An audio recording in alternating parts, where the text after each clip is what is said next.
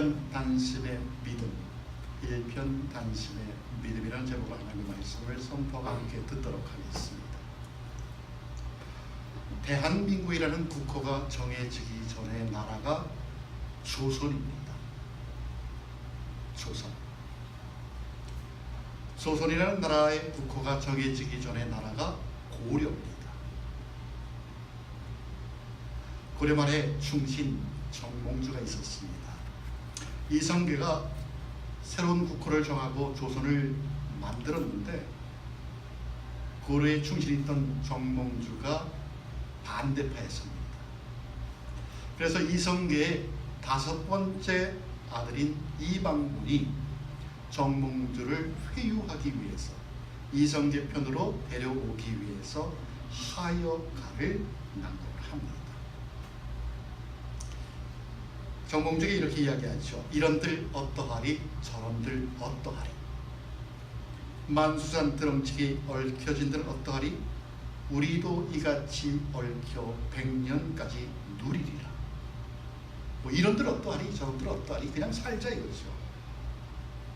그랬더니 정몽주가 이방원에게 이렇게 대답을 합니다. 이 몸이 죽고 주고 100번 고쳐주고 100골이 긴 도대요 넋이라도 있고 없고 임향한 일편단심이야 가실 줄이 있으랴. 단심까지 어지러웠던 시대적인 상황 속에서 자신의 마음을 표현한 것입니다. 임을 향한 일편단심. 한 가지 마음. 예수를 믿는 우리에게 참 잘 어울리는 단어가 아닐까 그렇게 생각이 듭니다. 일편단심. 예수를 향한 일편단심. 왜냐하면 우리 죽을 수밖에 없었잖아요. 그런데 예수를 믿고 구원받고 영생을 얻어서 살았으니까 그분을 향한 일편단심 당연하다 이렇게 생각이 듭니다. 여러분 어떠십니까? 여러분 예수님에 대한 일편단심이 있으십니까? 아멘. 그렇죠? 아멘입니다. 그런데 그럼에도 가끔 이 일편단심의 마음이 흔들릴 때가 있습니다. 어떨 때요? 내 삶이 힘들어집니다. 내가 원치 않았던 일들이 내 앞에서 막 일어나면은 예수님에 대한 일편단심이 2편이 되고 3편이 되고 내 마음대로 내가 생각했던 대로 말하고 행동하고 그렇게 우리는 살아갈 때가 참 많습니다. 오늘 본문의 내용은 이렇습니다. 이스라엘 민족이 애굽에서 430년 동안 노예 생활을 했는데 너무 힘드니까 그 백성들이 하나님께 부르짖습니다. 우리를 좀 빼내달라고. 그랬더니 하나님께서 모세를 시켜서 그 백성들을 애굽에서 탈출시킵니다. 그냥 탈출했나요? 아니지요. 애굽 왕 바로의 마음이 강팍해져 갖고서 하나님이 그들에게 10가지 재앙을 내림으로 해서 항복하고 이스라엘 백성들을 내어줍니다. 그래서 모세가 그 수많은 백성들 약 60만 식구들까지 하면 200만이라고 이렇게 얘기를 합니다. 그 거대한 민족이 애굽을 탈출해서 하나님께서 지시하신 가나안 땅으로 가야 되는데 바로가 보내놓고 나니까 또 화가 납니다. 저 사람들을 가만 안 두리라 군대를 동원해서 이스라엘 백성들을 쫓기 시작합니다. 이스라엘 백성들이 애굽을 탈출해서 마침내 홍해 바다라는 곳에 도착을 했는데 바다를 건너야 되는데 뒤에서 애굽 군대가 쫓아옵니다. 어떻게 됐습니까? 진퇴양난이죠. 바다를 건널 수도 없고 애굽 군대에 맞설 수도 없고 진퇴양난에 빠졌습니다. 바로 이때 하나님께서 기적을 베푸셔서 그 바다가 갈라진 그 밑으로 육지처럼 건너가는 기적을 이스라엘 백성들이 맛보게 됩니다. 그러곤 애국 군대는 그 물속에 수장이 되죠. 자신들을 구해준 하나님의 놀라운 기적을 실제적으로 눈으로 봤고 체험했습니다. 그래서 하나님을 찬양하시오. 하나님 감사합니다. 당신은 정말 이 땅을 만드신 하나님이십니다. 찬양합니다. 감사합니다. 그렇게 찬양하고는 이제 또 움직이기 시작합니다. 수르 광야라는 곳으로 들어갔습니다. 광야가 어디입니까? 땡볕이지. 풀 한 폭이 없는 땡볕. 그것을 그 수많은 백성들이 이동을 했으니 얼마나 먼지도 나고 힘들었겠습니까? 사흘 동안 갔습니다. 3일 동안 갔는데 물이 없는 거예요. 여러분, 물이 없으면 사람이 어떻게 됩니까? 70%가 물인데 물이 없으면 사람이 죽지요. 3일 동안 가지고 갔던 물이 다 떨어졌습니다. 물을 찾는데 물이 없어. 마침내 찾았던 곳이 마라라는 곳입니다. 너무 목이 말라서 물을 딱 먹으니 그 물맛이 먹을 수가 없도록 씁니다. 쓴물을 어떻게 먹어요? 못 먹죠. 그래서 또 어떻게 합니까? 불평합니다. 누구한테요? 자기네들을 이끌고 온 모세한테. 모세야, 왜 네가 우리를 이런 곳으로 이끌고 와서 우리를 힘들게 하느냐? 차라리 애굽에 있었으면 그들이 주는 양식을 먹고 편안하게 그냥 노예 노릇하며 살 수 있었을 텐데 왜 광야까지 끌고 와서 우리를 이렇게 힘들게 하고 목말라 죽게 하느냐? 불평. 여러분, 분명히 사흘 전에 홍해바다 앞에서 하나님의 기적을 체험했던 사람들 아닙니까? 죽을 수밖에 없었는데 하나님의 기적을 체험했고 하나님을 찬양했던 그들 아닙니까? 그런데 물이 없다고 불평을 합니다.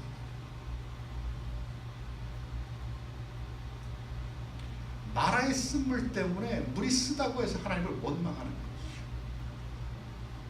분명히 그들의 목숨을 하나님께서 구해주셨는데 그것보다 더한 극한 상황에서 그러면 하나님 믿어야 되지 않습니까? 그런데도 믿지 못하고 그냥 세상을 바라보니까, 현실을 바라보니까 힘드니까 불평하고 원망을 합니다. 그런데 여러분, 우리가 살아가는 이 세상이 마라와 같은 세상 아닙니까? 이 세상 얼마나 써요. 달콤한 데가 별로 없습니다. 그냥 가는 곳마다 쓰고 하는 것마다 쓰고 남들 하는 것 보면 전부 쓴 일들만 하고 있습니다. 우리가 가는 길이 얼마나 힘이 들어요. 쉽지 않잖아요.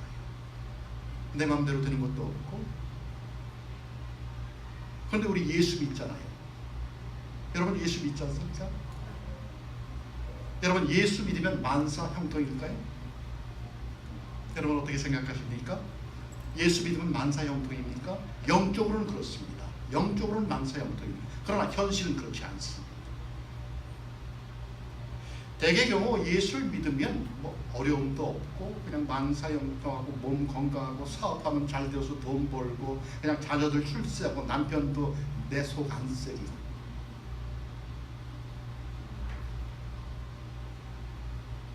그러다가 힘들어지면 어려움에 직면하게 되면 의심하고 겁먹고 두려워하고 낙심하고 뒤로 이렇게 빠지는 경우가 참 많습니다.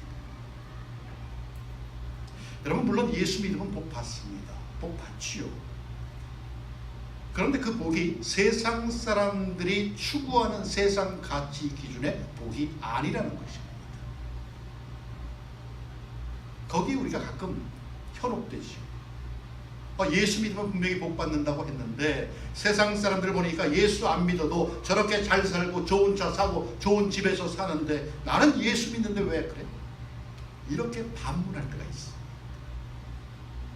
그래서 여러분, 세상 가치 기준적인 복을 생각하면 우리는 예수 믿어도 실망하기 참 쉽습니다.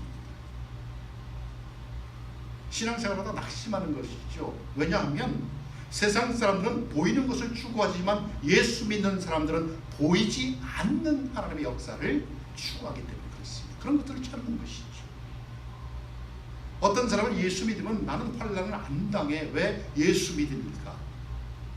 그러나 여러분, 기독교의 진리는 예수를 믿음으로 환난을 당하지 않는다고 약속한 데가 한 군데도 없습니다. 오히려 어떻게 됩니까? 환난을 당할 것이라. 요한복음 16장 33절에 보면 너희는 환난을 당한다라고 말씀합니다.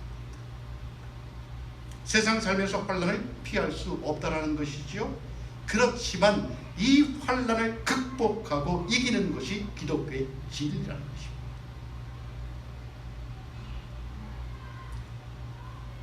그러니까 기독교의 진리는 환난을 당하지 않는 것이라 환난을 당하지만 그 환난을 극복하고 이기는 것이다.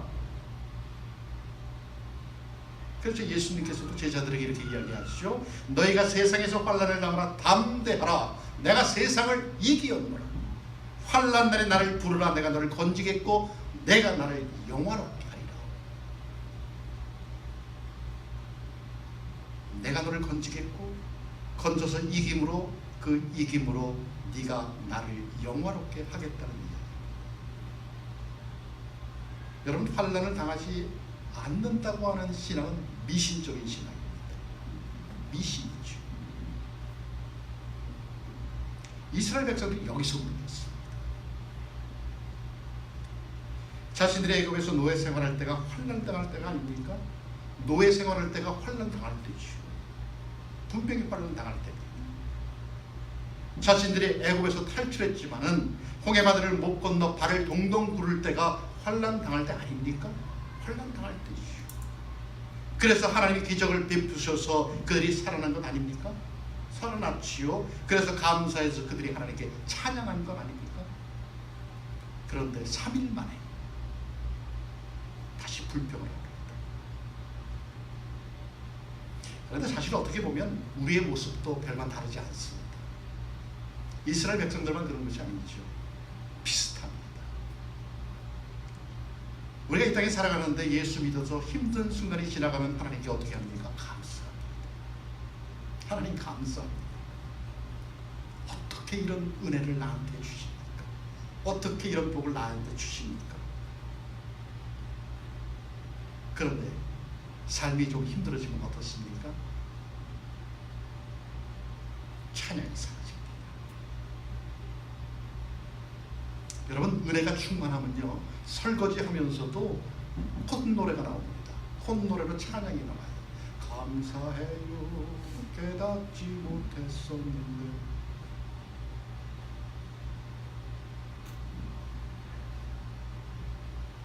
근데 삶이 좀 힘들어지면 마음속에서 찬양이 사라집니다. 그리고 어떻게 합니까? 상황이 이런데, 환경이 있는데, 분명히 문제는 나한테 있는데 내가 나를 보는 것이 아니라 다른 사람을 봅니다. 그리고 그를 향해 푸념을 늘어놓죠. 너 때문이야. 너 때문에 이런 상황이 발생이 됐어. 홍해바다라는 넘치는 물속에서 나를 구해주신 분이 하나님이라는 사실을 체험했다면 당연히 광야길에서도 나를 구원해 주실 분이 하나님이시구나라는 것을 확신해야 하는데, 그 확신이 무너지니까 어떻게 해요? 남을 탓합니다. 모세 탓하시죠? 하나님 탓합니다. 여러분, 도대체 그들은 왜 하나님의 엄청난 능력을 경험했음에도 불구하고 그렇게 쉽게 하나님을 탓하고 원망하게 되었을까요? 일편단심의 마음이 변해서 그렇습니다. 여러분, 남녀가 사랑을 했습니다. 그래서 결혼을 했습니다. 그러면 그 결혼이 만사형통일까요? 내가 사랑해서, 상대를 사랑해서 결혼을 했으니까 그 결혼 생활이 만사형통일까요? 아니요. 물론 햇빛이 쨍쨍 튀는 그런 날이 대부분입니다. 하지만 때론 비구름도 있지, 번개도 치고 천둥도 칩니다. 눈이 소복소복 내려 세상이 하얗게 변한 것 같지만 때로는 그 눈이 눈보라가 되어 걷기도 힘들고 자기 몸을 가누기 힘들 정도로 어렵게 될 때가 있습니다. 여러분, 그런데 그때마다 내가 아닌 남편 때문이야, 아내 때문이야 라고 탓을 한다면 그 결혼 생활이 유지될까요? 사랑했는데, 그래서 변하지 말아야 하는데,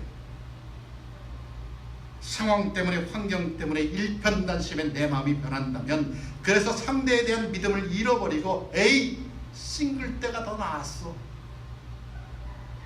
라고 돌아선다면 파견이지요. 끝나는 것이죠. 여러분 요즘 그런 세상으로 변질되어 가고 있지 않습니까? 물론 결혼하기도 쉽지 않지만은 결혼해서도 깨지는 가정이 너무너무 많습니다. 사랑했는데, 그래서 결혼했는데 깨져? 내 탓이 아니고 상대 탓으로. 마음이 나하고 안 맞죠. 취미가 나하고 안 맞죠.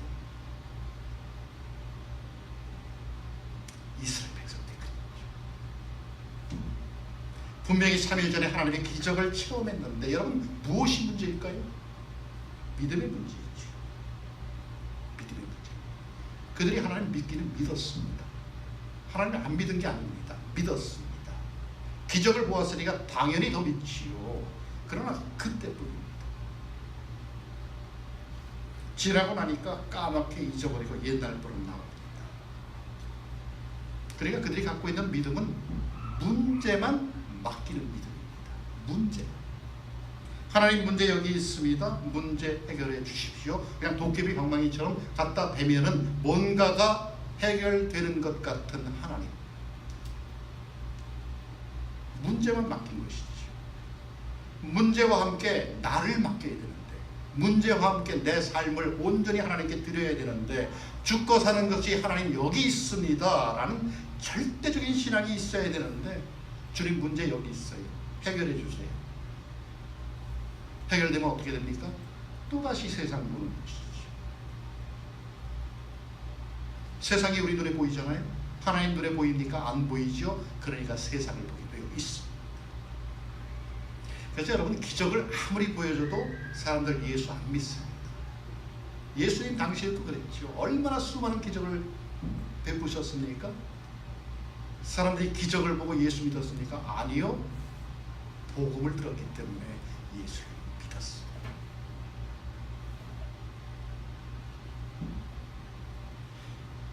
여러분 예수를 믿어서, 아니면 기적을 믿어서 내가 병이 나았다고요? 살림이 좀 펴졌습니까? 내 자식이 좋은 대학에 들어갔습니까? 여러분 그때뿐입니다. 그때뿐. 기적을 보면 그렇습니다. 두 번째는 내가 기대하는 것이 믿음이라는 착각 속에 살아갑니다. 그렇게 신앙생활하죠. 이스라엘 백성들은 아마 홍해 바다를 건널 때 어떤 기대감을 가졌을 것 같습니다. 이제 이렇게 우리가 구출을 받았으니까 가나안 땅을 향해서 순조롭게 갈 수 있겠구나. 웬걸 40년을 광야에서 방황합니다. 그러니 여러분 얼마나 근심이 많았을까요? 걱정이죠. 내가 기대했던 것은 이런 것이 아니었는데 원망하고 불평에 빠질 수밖에 없었어요. 그래서 여러분 우리가 예수를 믿으면 예수를 믿는 기대 심리가 있습니까? 예수를 믿으니까 하나님께서 이 정도는 해주겠지? 그래서 믿는 사람에게 환난이 닥쳐오면 빨간불이 딱 켜집니다. 그러나 여러분 내 뜻대로 내 기대대로 되는 것이 신앙의 목적은 아닙니다. 여러분 진짜 복은 내 삶 속에 하나님의 복이 이루어지는 것이죠. 예수님께서도 십자가를 지기 전에 기도합니다. 어떻게 해요? 내 뜻대로 마옵시고 아버지의 뜻대로 되게 해 주십시오. 내 뜻이 아니고 아버지의 뜻입니다.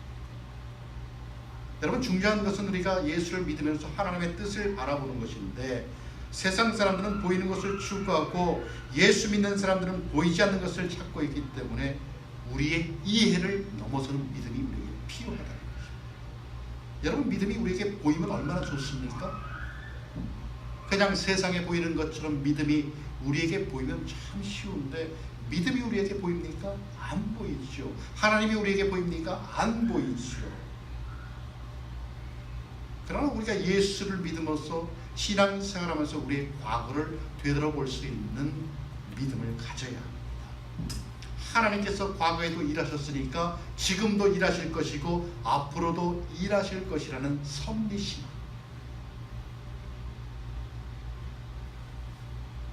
이스라엘 백성은 여기서 넘어졌지. 3일 만에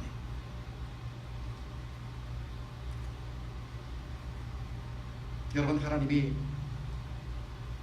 오늘 내 삶 가운데 경험되지 않는 이유는 우리가 너무 이성적으로 하나님을 믿기 때문에 그렇습니다. 물론 신앙은 이성을 배제하지 않습니다. 그러나 우리의 믿음이 진보하면, 앞으로도 성숙해지면 그 믿음은 우리의 이성을 벗어난 영역으로 우리를 인도하기 때문에 우리가 이성에만 머물러 있으면 안 된다는 이야기입니다. 우리의 이해 한계를 넘어서는 그런 믿음이 우리에게 필요하다는 것이죠. 그리고 또 한 가지는 우리가 살아가면서 우리의 삶 가운데, 우리의 인생 가운데 일어나는 어떤 문제들을 너무 크게 볼 필요가 없다는 것입니다. 물론 살면서 힘든 일이 있을 수 있습니다. 그러나 그 문제를 너무 크게 보지 말라는 것이죠. 여러분, 이스라엘 백성들에게 광야를 가면서 물이 없는 것보다 더 큰 문제가 어디 있습니까? 목이 마르면 힘들기만 할 뿐만 아니라 죽음까지 이르는데. 근데 여러분, 결과론이지만 오늘 성경에 보니까 어떻게 됩니까? 모세가 부르짖으니까 하나님께서 지시하셔서 지시한 나무를 꺾어서 물에 던져 넣으니까 쓴 물이 다 물로 변했어. 무슨 이야기입니까? 문제 옆에 해결책이 있다라는 것입니다. 어떨 때요? 부르짖을 때, 기도할 때 하나님께서 해결책을 우리에게 말씀해 주신다는 것입니다. 그래서 여러분, 우리는 현실을 너무 직시하지 말아야 됩니다. 현실만을 바라보지 말아야 되는 것이죠. 여러분, 현실은 힘들지만 모세는 그 현실을 바라보는 것이 아니라 그 현실 속의 문제, 그 문제 뒤에는 하나님을 봤습니다. 그래서 그분께 부르짖었죠. 그랬더니 응답을 받았다라는 것입니다. 근데 여러분, 사단은 우리에게 일어나는 문제를 계속해서 심각하게 보게 만듭니다. 문제가 일어나면요, 당장 내 마음속에 그 문제 때문에 내 인생 송두리째 없어지는 것 같은 느낌을 줍니다. 누가 합니까? 사단이라죠. 그 문제 속에서 헤어나오지 못하게 만들어요. 그래서 우리 스스로 두려움에 빠져 포기하게 만들어요. 예수 믿어봐야 소용없어. 예수 믿은 네 꼴이 그 꼴이야? 예수 믿으면 뭐가 달라져? 계속 속삭입니다.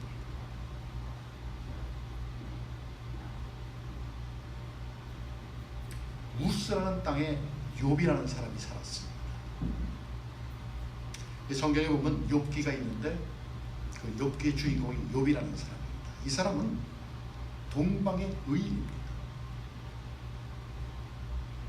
아주 부자입니다. 얼마나 부자인지 동방의 부자라고 이야기를 하지요. 하나님께서 인정하는 의인입니다. 자녀의 복까지 있어서 10명의 자녀를 두었습니다. 그런데 그 집안이 한순간에 몰락합니다. 사탄이 하나님께 가서 이렇게 이야기를 합니다. 욥이라는 사람이 있는데 욥을 한번 시험해 보겠습니다. 그래서 하나님이 허락을 합니다. 그래서 시험을 하기 시작하는데 어떤 시험을 하냐면 물질도 다 없애버리고 자녀까지도 다 없애버립니다. 물질이 얼마나 많은지 양이 7천이고 약대가 3천이고 소가 500결이 암나귀가 500인데 그게 한순간에 싹 없어버립니다. 재물이 완전히 없어진 것이죠. 완전히 알거지가 되었습니다. 그런데도 욥이 끝까지 자신의 삶에 대해서 원망을 하지 않습니다. 하나님을 원망도 안 합니다. 거기다가 자녀 10명이 한꺼번에 죽습니다. 10명이 함께 모여서 잔치를 하는데 석가래가 무너져갖고 그 10명이 모두 몰살을 합니다. 그런데도 욥이 자신의 삶을 원망하지 않고 하나님을 원망하지 않으니까 사단이 한 번 더 하나님께 나가서 이렇게 이야기를 합니다. 하나님, 욥에게 한번 자신의 몸을 다치게 하는 시험을 한번 해보십시오. 욥을 한번 쳐보십시오. 그러면 그 욥이 하나님을 원망할 것입니다 라고 이렇게 이야기를 합니다. 그래서 욥이 발바닥에서 정수리까지 종기가 나가고서 얼마나 가려운지 기왓장으로 팍팍 긁지 않으면 견뎌낼 수 없을 정도까지 갔어요. 그러니 여러분 얼마나 힘들을까요? 우리는 여기 모기가 한 마리가 따가서 콕 찍어도 소막 이러는데 너무너무 가려워갖고서 기왓장으로 팍팍 긁지 않으면은 견딜 수 없는 고통 속에서도 자신의 삶을 원망하지 않습니다. 하나님을 원망하지 않습니다. 그랬더니 그것을 보았던 아내가 이렇게 이야기를 합니다. 당신이 그래도 자기의 온전함을 굳게 지키느냐? 차라리 하나님을 욕하고 죽어버려. 아내가 너무나 답답하니까, 아니 믿음이 뭐길래 저래? 재물도 다 날아가고 자식까지 다 없어지고 네 몸도 그렇게 기왓적으로 긁지 않으면 힘든 지경까지 이뤘는데 차라리 하나님을 원망하고 죽어. 그랬더니 욥이 뭐라고 이야기하는 줄 아십니까? 우리가 하나님께 복을 받았은즉 화도 받지 않겠느냐. 그가 나를 죽이실지라도 내가 그를 의뢰하리라. 주신 자도 여호와시요 취하시는 자도 여호와시니 여호와 이름을 찬양하겠다. 여러분 이런 상황에서 어떻게 이렇게 이야기할 수 있을까요? 아무나 못하지. 저도 못할 것 같습니다.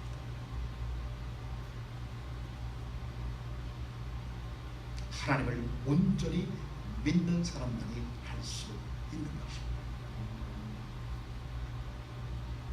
여러분 욥은 자신의 이성을 뛰어넘는 믿음으로 사단의 시험을 이겨내었던 것입니다. 그래서 우리에겐 여러분 믿음의 성숙이 필요합니다. 예수 믿는다고요? 그것만 갖고는 안 된다는 얘기죠. 내 머리로 이해하는 하나님이 아닌 내 머리로 이해하는 그것을 뛰어넘은 하나님의 존재를 우리는 인정해야 한다는 것입니다. 나의 이성을 뛰어넘는 믿음. 모세가 그랬지 않습니까?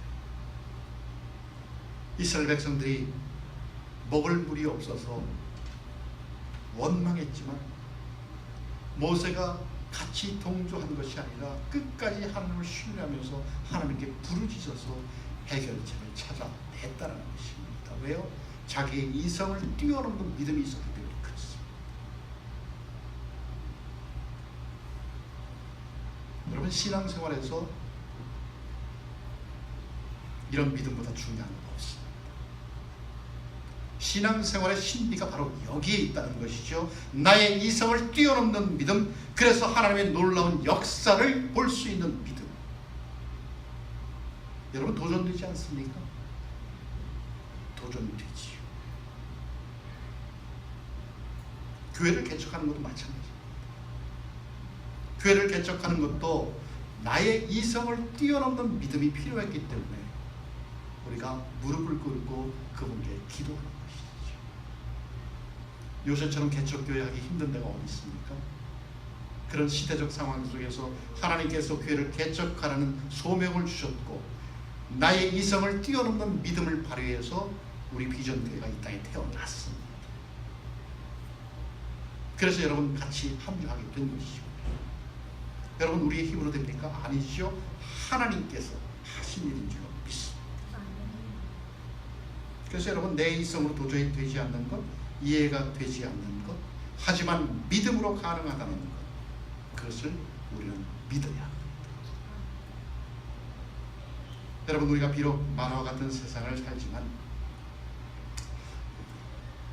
이 세상은 때론 우리에게 위로가 넘치는 의의 열매를 풍성하게 안겨주기도 합니다. 왜냐하면 우리가 이 땅에 살아가면서 우리에게 닥쳐지는 고난은 그냥 고난으로 끝나는 것이 아니라 반드시 고난 뒤에는 은혜가 뒤따르고 그 은혜로 말미암아 우리가 더 성결해지고 더욱더 하나님이 원하시는 사람, 하나님께 합한 자의 모습으로 우리가 갈 수 있기 때문에 그렇습니다. 그래서 욥은 이렇게 간증하지요. 내가 고난당하기 전에는 귀로만 들었는데 이제 고난을 당하고 나니까 눈으로 하나님을 볼 수 있습니다 라고 고백을 합니다. 보인다는 것이죠. 하나님이 내 눈에 보인다는 것이죠. 영적인 이야기. 그렇습니다. 세상은 우리 이성으로만 보면 걱정입니다. 걱정거리만, 근심이, 염려가 있고 불안하고 절망스러울 수밖에 없습니다. 여러분, 얼마나 복잡한 세상입니까? 하루가 다르게 변하는 세상, 쫓아가느라고 얼마나 힘듭니다. 여러분, 오늘도 많은 사람들은 고통스러운 환경, 괴로운 상황을 만나면 원망과 불평에 화살을 쏘아야 될 대상을 먼저 찾습니다. 이게 다 누구 때문이야?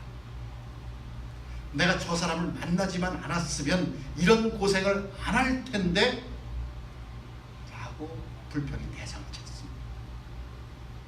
그래서 남편을 탓하지 않습니까? 그래서 아내를 탓하지 않습니까? 내가 저 사람을 만나지 않았더라면 내 팔자가 이런 팔자가 아니었을 텐데 누가 장담합니까? 그걸 누가 장담해요? 아무도 장담 못하지요. 자기 생각에 빠져있는 것이죠. 여러분, 한번 바꿔보십시오.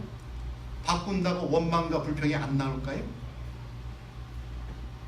바꾼다고 원망과 불평이 안 나올까요? 오늘 본문에 나오는 이스라엘 백성들처럼 자신의 목숨을 구해주었는데도 3일 만에 바뀌었다면 아내를 바꾸고 남편을 바꾸고 집을 사고 차를 바꾼다고 여러분 얼마나 가겠습니까? 본질은 그것이 아니죠. 아직도 회개치 못한 내 마음속의 죄 때문에 그렇습니다. 그래서 남을 탓하는 것이죠.